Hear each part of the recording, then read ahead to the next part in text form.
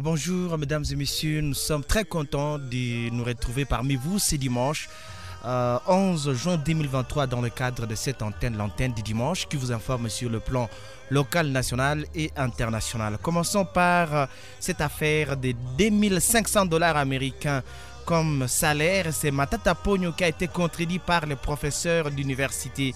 Parlons-en ce matin, c'est pour le président de l'association des professeurs de l'université de Kinshasa à Poukine. L'ancien premier ministre a tout faux. Les professeurs d'université n'ont jamais touché 2500 dollars américains comme salaire sous Matata Ponyo. Les propos de l'ex-premier ministre Matata Ponyo sur un prétendu montant de 2500 dollars américains qu'ont touché les professeurs d'université à l'époque où il était à la primature ont provoqué l'ire des professeurs sous Matata Ponyo. Les professeurs n'ont jamais touché 2500 dollars américains de salaire, mais c'est plutôt son prédécesseur Muzito qui avait laissé 2000 dollars américains de salaire à un professeur, a rétorqué samedi 10 juin David Lubo, président de la Poukine, en réaction aux propos d'Augustin Matata. Le professeur Lubo a indiqué avoir suivi avec surprise le mensonge de Matata sur ce qu'il avait laissé comme salaire au professeur. C'est avec surprise que j'ai appris de l'un des anciens premiers ministres, soi-disant qu'il avait laissé un salaire de 2500 dollars américains au professeur.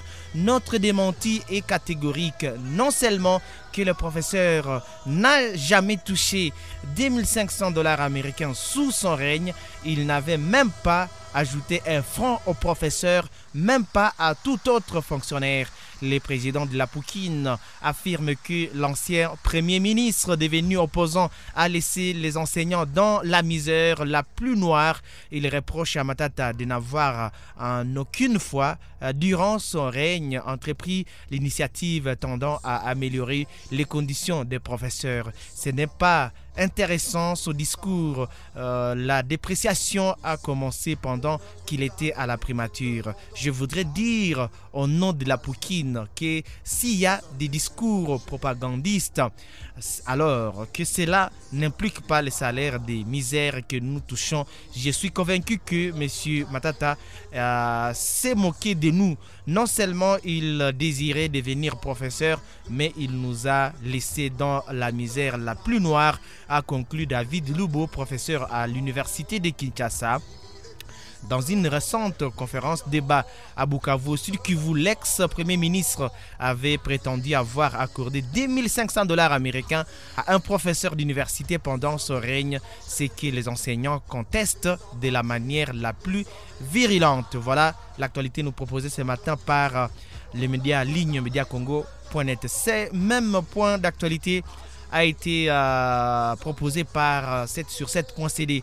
Ici, nous parlons de l'affirmation de Matata sur un salaire de 2500 dollars américains laissés au professeur. Voici les lignes de 7 sur 7.cd. C'est vraiment un gros mensonge et même une injure. Voilà la déclaration de la Poukine. C'est dans une interview accordée à la rédaction de 7 sur 7.cd. C'est samedi 10 juin 2023, le professeur David Lubo, président de l'association des professeurs de l'université de Kinshasa à Poukine, qui a balayé d'un revers des mains les affirmations de l'ancien premier ministre Matata Ponyo concernant un salaire de 2500 dollars américains qu'il aurait laissé au professeur lors de son passage à la primature. À en croire le professeur David Lubo, seul son prédécesseur Adolphe Muzito s'est targué d'avoir élevé à 2000 dollars américains au taux d'échange d'alors estimé à 800 francs congolais par dollar les salaires des professeurs. Alors David Lubo a dit ceci, d'abord d'une manière générale, parce qu'il faut retracer les choses. Pendant tout son mandat, Matata n'a jamais ajouté aucun franc à un fonctionnaire de l'État congolais. C'est seulement au professeur qui l'aurait pu ajouter. C'est faux et archi faux. C'est même une injure au professeur, je dirais.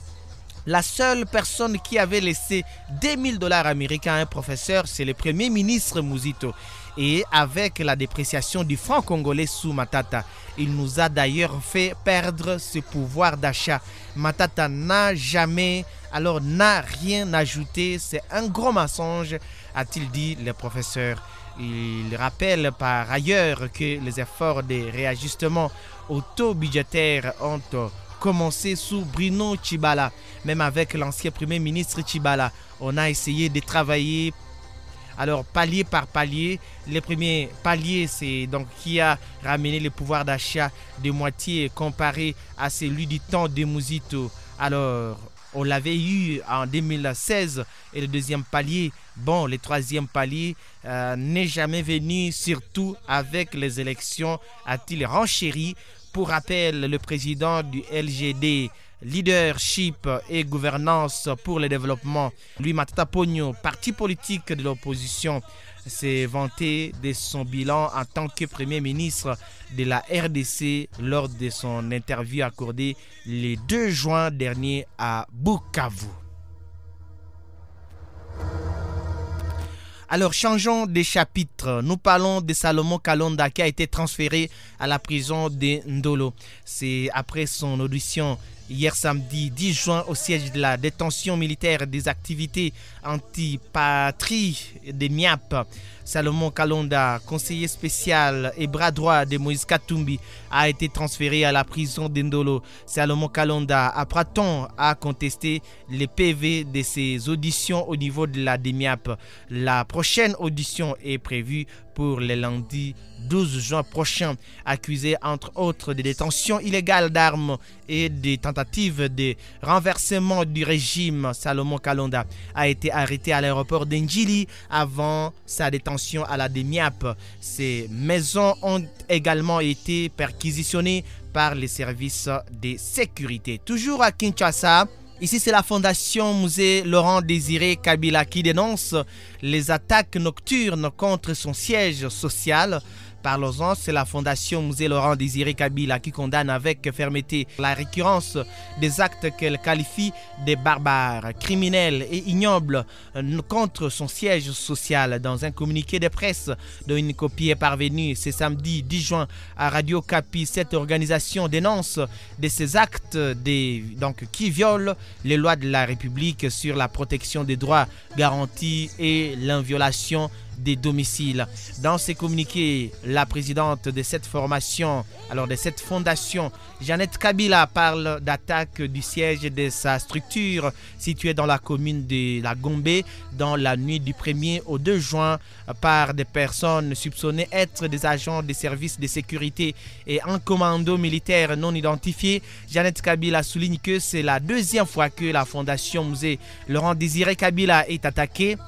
En juillet de l'année dernière, des assaillants ont forcé les portes d'entrée ainsi que toutes les portes des différents bureaux à l'intérieur après avoir maîtrisé la garde avec une matraque électrique. À cette époque, poursuit-elle, les faits ont été portés aux autorités du pays par les trichements du vice-premier ministre, ministre de l'Intérieur, avec ampliation au président de la République, au commissaire général de la police et à l'administrateur de l'Agence nationale des renseignements ANR.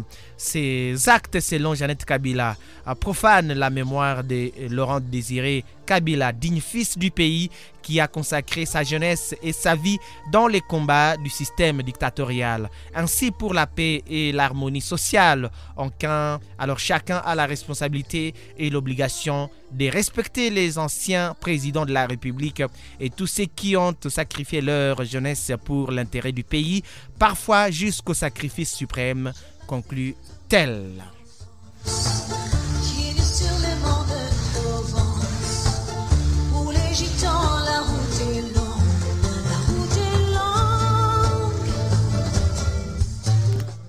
Sur le plan sécuritaire, nous nous rendons à Béni et on parle de près de 1000 ADF qui ont été tués par l'armée depuis l'instauration de l'état de siège.